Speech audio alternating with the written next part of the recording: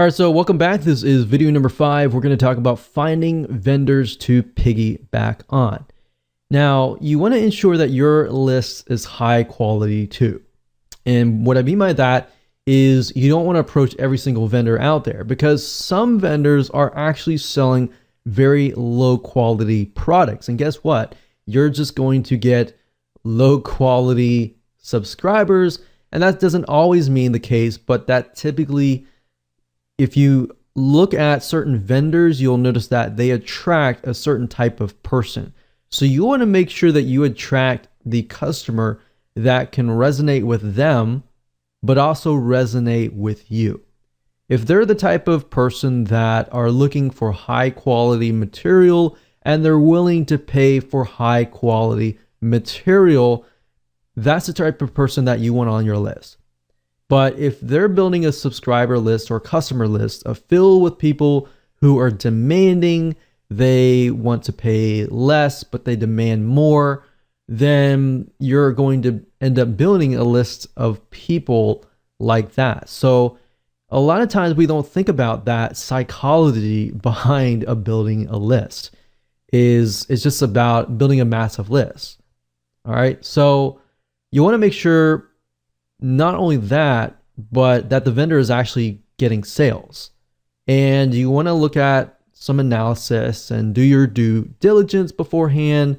And you might even want to approach them, say, hey, I'm working on a product right now and was wondering if you're interested. So you can also gain interest from that and just build a relationship from that vendor. Another good way of doing it is buying the vendor's product, buying their product, and then saying, hey, I noticed that this product is all about this.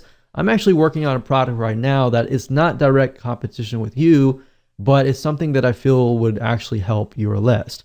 So I will say not all vendors will say yes on the spot, but if you have a relationship with them and it's not this, you're begging them or anything like that, but a genuine relationship with them, they're more likely to say yes, because there is somewhat of a relationship building involved. So you want to make sure that the vendors are getting sales and high quality. And there are several sites that you can use to find these vendors. So keeping that in mind, you want to look specifically at sites that sell goods, specifically digital goods. If you are selling a digital book, a digital video course, or something digital or intangible. You could technically look at sites like Amazon.com, but most of those are selling through Amazon and are physical goods. Now, that doesn't mean that you can't maybe even convert your product into some sort of physical good. You could approach it that way as well. But you could use Amazon.com digital like Kindle. And if you do enough research, you typically can find the author of the book or the product and do a little research on the internet to find them on the internet. And if they're building a list or selling something on the internet, that is a good indication as well. So you can technically use Amazon.com indirectly to find people. You can use sites like clickbank.com to find vendors. And this is a great site to go to because clickbank.com will actually show you stats of how well the vendor's product is selling. And the great thing about this is it really encompasses many different niches, everything from wealth to religion to different types of broad spectrums of niches and all that. Now, there is another site called jvzoo.com, but keep in mind jvzoo.com specifically targets primarily businesses, marketers, so business to business type lists. So let's go ahead and take a look at these sites, and that way you can get a better idea of how to find vendors to piggyback on. So the purpose of this exercise is to merely figure out who the vendors are, what they're doing, and kind of get an idea of, are they a good vendor to approach? Now, there is no guarantee whatsoever on whether the vendor will say yes, but I'm showing you as much as possible to do your due diligence and to find one, and then of course create a high value offer that they are going to most likely be very, very interested in. So I would highly recommend the first site being clickbank.com, as you can see here, clickbank.com. And if you go straight away to the affiliate marketplace, we are able to see the actual vendors that are going to be categorized depending on the niche, the sub niche, and all of that. Now, if you want to scroll down and look through here, that's fine. But we recommend that you go straight away to the advanced search or the search bar here. And then of course you type in that particular vendor. So in this case, let's say for example, that we are trying to find vendors that are going to talk about lowering cholesterol. So let's type in cholesterol here. And as we can see, there are 126 products out there, which means there's 126 vendors that are selling a product related to lowering cholesterol. Now, the nice thing about ClickBank is it gives you some data about whether the product is selling or not. So remember I said you want to find vendors that are actually selling products that actually are doing well. That doesn't mean that you approach somebody who doesn't have good data. Doesn't necessarily mean they aren't doing well, but you are trying to do enough due diligence so that you pick the right vendor. So as you can see, we see these and these are related to the keyword that we searched, but ClickBank also allows you to do a search by popularity, average sale, initial sale, and gravity. Now, gravity is a good detection on whether a vendor is doing well or not. It basically tells us that the affiliates that are promoting this vendor's product, they are actually making sales. So if we scroll down here, we can see that this one has 192.31. Of course, it's related to diabetes, so we need to make sure that we are looking at something that is related, but this is a good indication that the product is doing well. And some of these products have recurring, which means that the customer is not just paying a one-time fee, that they are paying it on and on and on a monthly, on a quarterly, depending on what the vendor chooses, on an ongoing basis. And that's typically good because that tells us that their customers are loyal and they're constantly paying. And that could mean that if they get on your list, then you could open up maybe a monthly site. So that's just something to kind of get a better idea if, let's say, for example, your high value offer is an offer to get somebody into a monthly site. So you see what I'm saying here? There are many different variables here, and vendors have many indications that they are good to, build your lists in different respects. So building your lists, getting somebody to your list that's a one-time person or a monthly person. Okay, so scroll down, make sure you find somebody, and let's just say diabetes. And let's just go ahead and click on this person's page so we can kind of get a better idea of what they are all about. So obviously in this case, they're talking about, type 2 diabetes, how to lower your, high blood sugar and all of that. You want to scroll down and you want to watch the video and you want to make sure that it's actually aligned with what you are selling, because you got to remember that they are attracting a certain type of person. So the person watching this video, in this case, I'm hoping that I'm going to buy something that is going to help me with my type 2 diabetes and all of that. So once they land on the thank you page, and if what you are offering, maybe it's a recipe book or something related to lowering blood sugar, then that's going to pique the customer's interest, right? Obviously, no vendor is going to do this, but if they give you something unrelated to diabetes and they land on that, they're not going to be interested in what you're offering. In fact, they're going to look at you and they're going to look at the vendor and question if they're selling something legit. So you have to think about it from that standpoint as well. The vendor, when they look at your high value offer, they're going to think, is this going to help me or is this not going to help me? So you really have to think about it from the vendor's point of view and the buyer's point of view. And we'll talk more about that later on. But for now, this is how you find vendors. Now, we could take it one step further And we could try to see if this person might have a blog or anything else. So let's see, doctor info. So what we could do is we can see that these are the doctors, obviously, that are connected to this. But we could actually Google their names and try to figure out if they have a blog, are they building a list, and all that kind of stuff. So it's not just do they have a viable product, but are they building a list out in the open that is not included on the sales page? Because if they are, that might be a good sign, because if it converts well on the thank you page, they might be more inclined to actually promote it to their other lists. All right, you see what I'm saying here? So start with clickbank.com. Try to do some research as far as finding vendors this way by looking at gravity, by making sure the product is actually aligned with your product. So that's a good way to come to clickbank.com.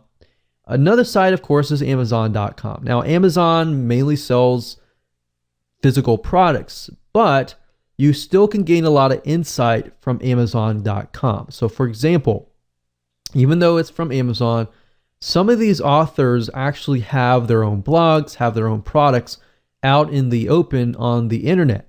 So if they're doing well on Amazon, most likely that means they're doing well as well on the internet, in the World Wide Web. So let's say, for example, we'll do something like WordPress, or actually we'll do lose weight. And let's just do some research on this. So we're looking for Kindle books. I wouldn't really look specifically for physical products, so I would look under Kindle. So let's add Kindle, or you can go to the Kindle department, that's fine too. But you go here, we're going to sort by customer reviews.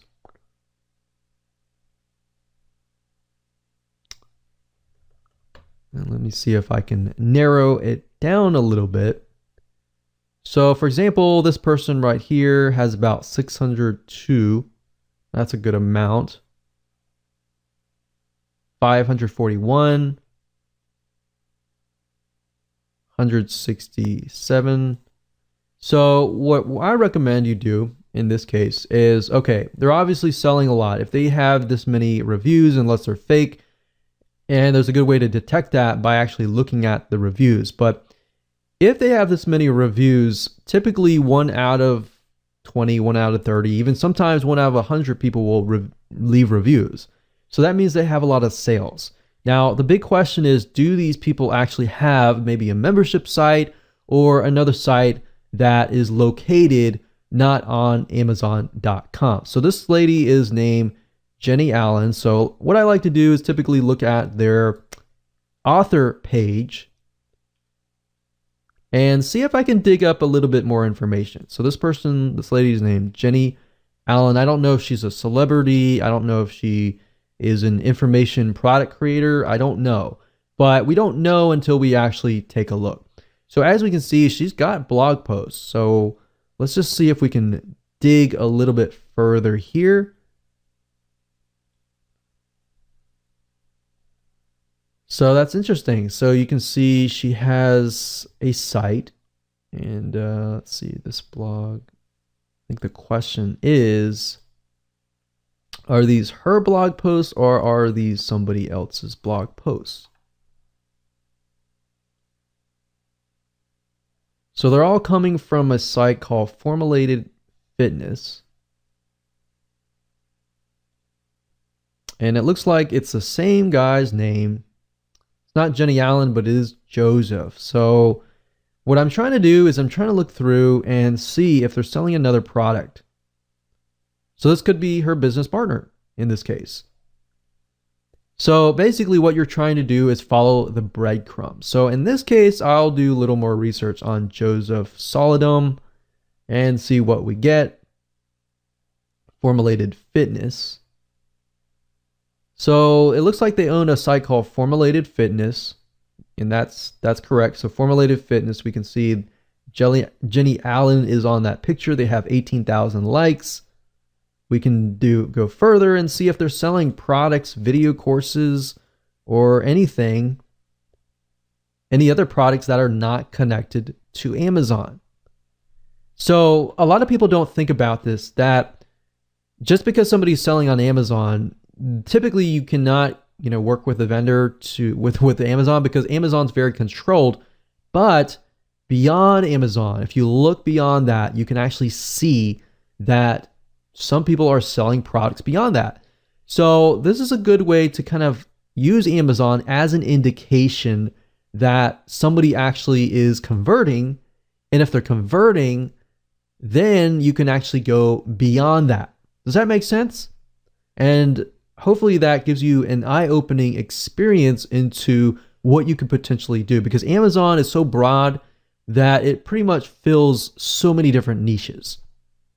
So obviously the third place that you can find vendors is, of course, a place called jvzoo.com. Now, JVZoo is primarily vendors related to business. So Amazon and ClickBank pretty much fill the non-business related type areas. Now, they do have some business, but JVZoo is just for business. So I want to make that note there. Now, they do have some other products you might find, but for majority, it is mainly for business. Now, you do need an account to do this. So you need to go to jvzoo.com, create an account and as an affiliate. And then if you go to the top and you click on affiliates and click find products, you will be directed to this page where you'll be able to find digital products to promote. Now, obviously in this case, we're looking for vendors, but this gives us some good data to get an idea of what products are being sold, how much the conversion rate, the EPC, in other words, the earnings per click, and the refund rate. So if you got a product that is doing really well, but yet they have like a 10, 25% refund rate or above, then you might want to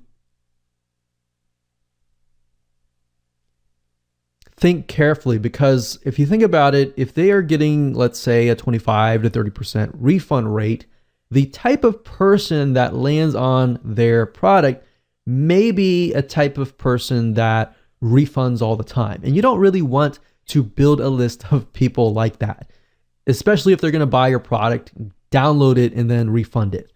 So that's something else. You really got to think about the type of person, which we'll talk more about later. But for now, this is a good place to go. And of course, at the top under keyword, you can do a search for a product. So let's say, for example, that we're looking for a product that's related to WordPress.